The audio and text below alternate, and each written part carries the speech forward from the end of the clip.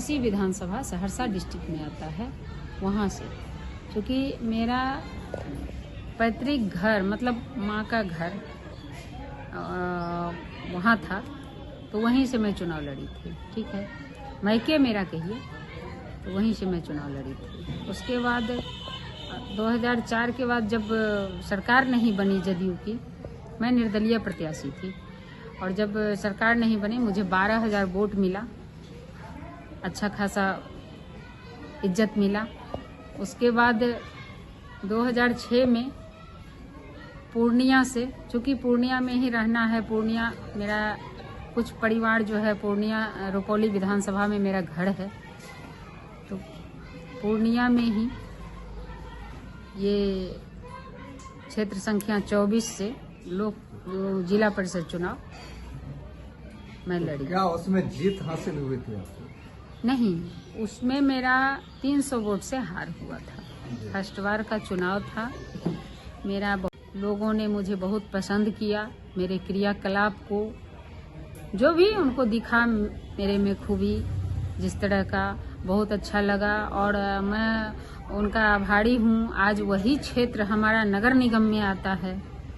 मैं उन लोगों का बहुत आभारी हूँ जिन्होंने फर्स्ट बार में मुझे अच्छा खासा सम्मान दिया। और उसके कितने बाद वर्षों के गैप के बाद आप मेयर प्रत्याशी बनकर के आगे आए हैं? 2011 में फिर से जिला परिषद चुनाव लड़ी, तो उसमें भी महिला सीट था। 2011 में जब चुनाव लड़े तो उसमें क्या हुआ कि जैसे वोटिंग हुआ, जैसे कल वोटिंग था, तो आज ही एक दिन पहले नगर निगम का घोषणा हो गया। 2011 में नगर निगम का घोषणा होने के बाद वोटिंग तो हो गया, काउंट निगम में दिया गया, तो हम लोगों का काउंटिंग रुक गया। काउंटिंग रुकने के बाद फिर तभी से 2011 से चुनाव का कोई मुद्दा नहीं रहा। नगर निगम घोषणा हुआ 2011 के बाद, तो वार्ड पार्षद का चुनाव होके मेयर चुना जाता था, जिसके कारण मुझे अच्छा नहीं लगा। मैं चुनाव कभी लड़ना पसंद नहीं की कि वार्ड पार्षद बन के फिर खरीद बिक्री करो, पैसा दो, खरीदो वार्ड पार्षद को, फिर मेयर बनो। तो यहाँ बड़े बड़े माफिया लोग हैं, तो वो खरीद बिक्री करते थे। मैम, आप एक चीज स्वीकार तो कर रहे हैं कम से कम कि खरीद बिक्री होती थी।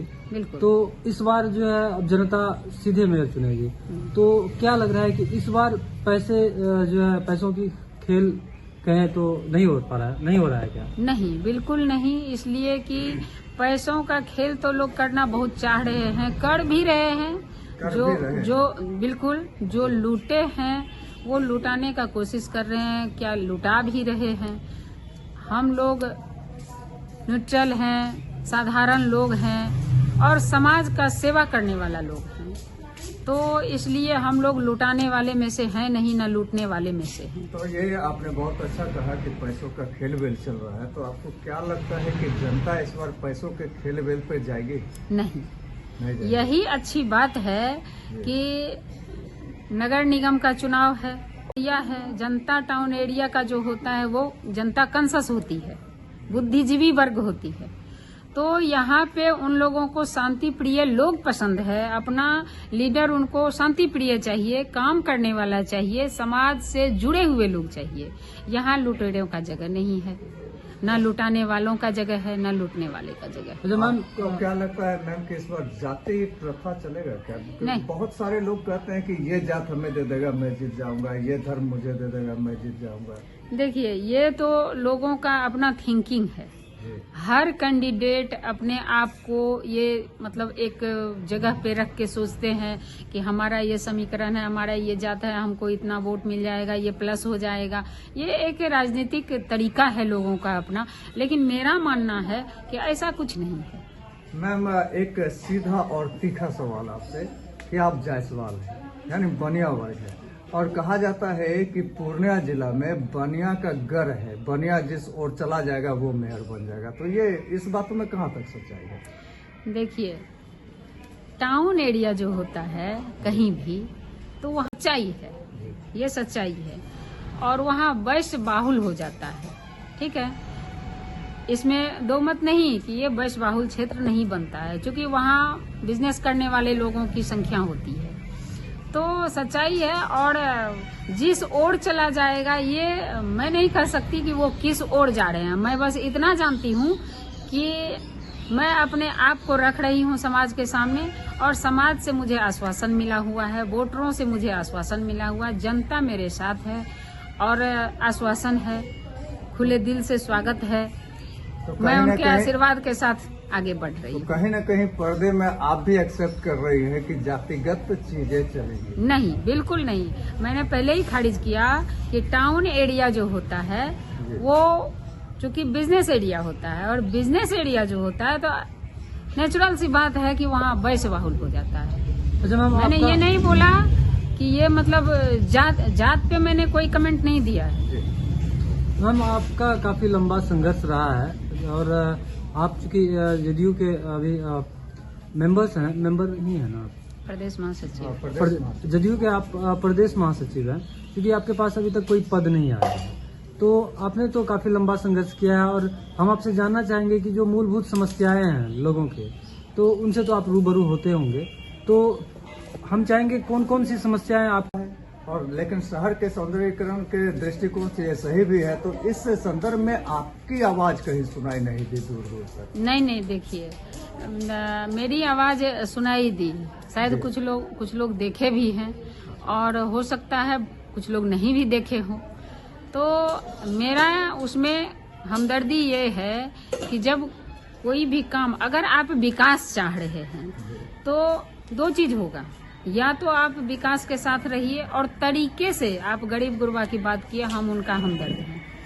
हम मेरा भी हमदर्दी उनके साथ है, मेरा सिंपैथी उनके साथ है, और मुझे भी तकलीफ हुआ, यहाँ तक कि मैं अपने जगह में उन लोगों को, कुछ लोगों को जगह भी दिया कि आप लोग यहाँ रहिए, अपने सामान को भी रखिए, क्योंकि हम देख रहे थे सरकारी जमीन में घर बना के रह रहे हैं। तो जितना हमसे संभव हुआ किए।